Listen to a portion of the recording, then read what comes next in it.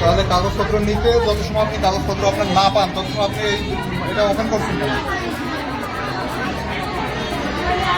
তা বন্ধ রাখতে পারেন, এটা আপনার, এটা এখানে জনগণের যে হয়রানি হচ্ছে আপনি উল্টোপাল্টা করছেন কেন? আর আপনি এখন মোবাইলেই করছেন। আপনার কাগজপত্র যখন ডকুমেন্টস নাই ওই টেবিলে তখন আপনি কাজ করবেন কেন?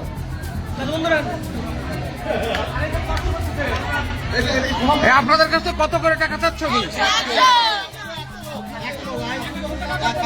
100 টাকা। হ্যাঁ বলেন।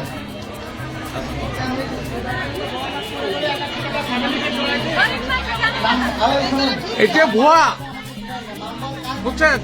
এটা ভুয়া জিনিস, তাই এরা টাকা নিচ্ছে। ভুয়া জিনিস বলবো কাউরা।